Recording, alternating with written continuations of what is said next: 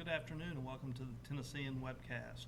My name is Lance Williams, business editor of the Tennessean, here today with Kia Jarmon with MEPR. Kia, welcome. Thank you for having me.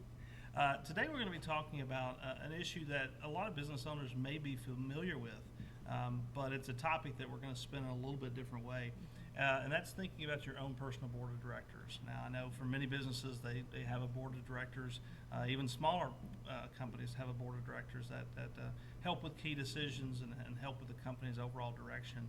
But we want to take a few minutes today and talk about your individual board of directors, and that's kind of an interesting concept. And Kia has some experience with that, and she's going to tell us about her experience, but then also talk about some ways and things that you can be thinking about should you want to establish your own board of directors. So, Kia, help us understand kind of the concept behind it and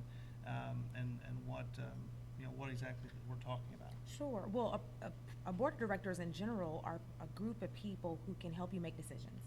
And so just like nonprofits, just like large organizations, or even your small business, you have an advisory group, that's great. But you as a person, as an entrepreneur or a small business owner may have other things you want to do with life, or may just want to make sure that your brand is always on point, even outside of your company's brand. And so the personal board of directors really helps to steer that with you. They're very candid, hopefully group of individuals who will just share with you you're on the right track or you're really moving in the wrong direction. And they also can help you move in that way. It's also somewhat of a mentoring program for you also, so that if you need to be introduced to certain people or if you need certain relationships, they can help you in that way. Again, to move your personal brand from where you currently are to where you would like to be. Mm-hmm. Okay. Now, I'm going to ask some very simple questions. Okay. So, now, does this physically have to be a board that gets together and gets around a table and looks at you and says you're doing this wrong, or yes. Sometimes, sometimes it is a group of people who you need to see their faces. Particularly, I'll give you an example of what that could be. If you are not quite an entrepreneur yet, or if you are, like we talked about the webcast, a solopreneur, and you want to grow your business, but you don't quite know how to do that even, or you need a new logo, or you need a personal brand site like I have, KiaJarmon.com. You need those people to sit around the room and tell you, this is great, this isn't great. But it could also be through an email chain. So it could be that you send something and say, I need approval on this, or I need you guys' direction on this. Can you give it to me by the end of business day? So it could be that, but on some pressing issues, you should certainly see them face to face. Or at the very least, of course, we have technology, Google Hangout or Skype or some type of face-to-face interaction. So that way you can really get the sincerity of the person, or even if they're being a little harsh with you, you can get that as well. Oh, okay. Now, how do you go about figuring out, who could or should be a part of it, and how do you start that process of trying to figure out, okay, where do I need some guidance? Yeah, absolutely. Well, the first place people want to go to is family and friends, and that's probably the place I'd say don't go. I'd probably consider pulling together in your brain 4 to 6 people, probably even more than that, maybe even 10 people, just that in your sphere that you know who are extremely candid, who will be accountability partners with you. So these are people who cannot be passive. They have to be very active in your process with you. Again, they're going to be caring about what you're doing, but they're really going to be a little harsh with you also. So that's how you start. So really writing down those people. Again, these could be people who are mentors to you. They could be people you want to mentor you. And then begin to see, does it fit in line with who they are and what they do? Do they have the time, the capacity, and all of that? You want to make sure that they're that person. And then break it down to like 4 to 6 people. Again, you don't have to have a lot. I say 3 or 4. I do encourage, very similarly to a board of directors for a nonprofit or an organization, you fit the needs that you have. So when a board for a nonprofit, when a requirement comes up or request whether comes up about a PR person, they go look for that person. They need legal advice, they go look for that person. So you may want to have an accountant or someone who can be accountable for your money. You may want to have someone who's in branding or public relations who can be accountable for your brand. So those are kind of some of the things that you want. And then you may just have like a secretary type position who again is no less valuable, but someone who can just kind of keep you on task, again, within your personal brand. Mm-hmm. Well, and we talk about sort of the task and things that folks can help with. I'm assuming that these aren't paid positions. No, So, this is how do you voluntary. how do you charm and cajole folks to probably already have busy schedules to Absolutely. make that investment? Well, the biggest thing for you is to create some guidelines on what you need that to look like. And again, just like any other board, you may say we need to meet 4 times a year, once a quarter, or you may say I need to see you at least once a year and then 3 times via email or social networks. But giving guidelines on what your expectations are of them when they come into the space as well.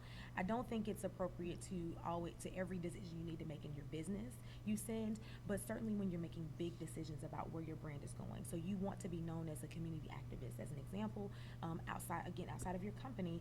So you need someone to help you create that piece. You bring them together for that, and then they don't really need to see you again. They may need to have conversations, but it's not necessary for them to be a part of every decision that you make. Gotcha. And I'm assuming, we talk about the time commitments of a couple times a year, 4 times a year. Is it appropriate to be thinking about that, this person may not be a part of it forever, and that you're bringing in new people or things, based on your needs? Absolutely. You should be growing, and this is my belief about mentors or your personal board of directors, is that you sometimes will grow outside of them and they will grow outside of you, and that's fine. And that's actually an okay thing to happen. And then you ask them maybe to invite someone else, or you ask them to introduce you to someone else. So I think that's the key to it, is to just make sure that you're not staying in the same place with the same people, talking about the same thing. One other point I want to make is that it's not always that you're talking to the entire group. Sometimes, again, if you have something very specific you want to talk to one person about, you may call them or text them and say, hey, do you have a second? And I really need to go through this kind of scenario with you, and allow them to be a part of that process. People want to help people who want to help themselves. So most people don't have an issue with giving their time, as long as it's going to be very well spent, valued, and of course that they're going to maybe get something on the other side of it. So maybe you join their personal board of directors, or maybe you join their business directors, board of directors. So that's what people need, kind of that give and take piece. Okay. Well, now, what you talked earlier about avoiding friends and family, I'm sure for specific reasons. Are there other considerations that you need to be thinking about in terms of, okay, I should steer clear of a certain type of personality, or any? I mean, are there any things that people should be watching for when trying to put this board together? Well, and certainly, my only caution to kind of back up from friends and family, because I think that they sometimes are not the most honest. On the other hand, I have a very honest father, and so he certainly sits on my board of directors and has no problem saying everything he wants to say at the table. But I do caution you from being with people who are just yes people. I also don't think that you want people who are so no either, or who's so harsh. We call it candid caring, or caring with candor. And you really want the person who can kind of stroke you and say, that's not great, but I'm still going to be your friend, or I'm still going to love you, or whatever. You want someone who's a balance. Of course, you want them to be honest, but I would just steer clear from the really passive person, or the overly aggressive person. Those are probably not good mediums. You also want people who work well together in team respects, because again, just because you're not always together doesn't mean you shouldn't be leaning on someone else for their help. So I want to be able to call someone and not feel like, well, gosh, we're both here for the same reason, but you're mean. So you want someone who can be a balance to the group as well. Okay. All right. Well, now, as someone who's been through this process yourself, who currently works with the board, can you share with us maybe a specific piece of advice or specific guidance or feedback that you got that was valuable? Yeah, well, I think the most important thing working with my own personal board of directors was having guidelines on what I needed them for, and what I didn't need them for. And so when I was able to come into a room and say, here's what we're going to talk about today, an agenda, if you will, it was so much more helpful to keep us on track. I was respectful of their time, and I also wasn't asking more of them than they were willing to give. So that would be my biggest piece of advice, is to really have guidelines on what you need them for. Again, knowing that you may not need them forever, but just if you have some very specific things, go ahead and put them in place. So that it's just like with PR, you don't want to be calling on them when the emergency is happening. You want them to already be a part of your process, so that you can call on them in the 11th hour. Mm-hmm. And I want to imagine that kind of agenda and that kind of information on what you're looking for out of probably would be helpful to folks that are serving that role. Absolutely. Again, it's just like any other board of directors, probably a less time intensive than most, that we do for corporations or for nonprofits, but it's certainly something that's needed. And it's a great place to be able to hone in on what your personal brand is.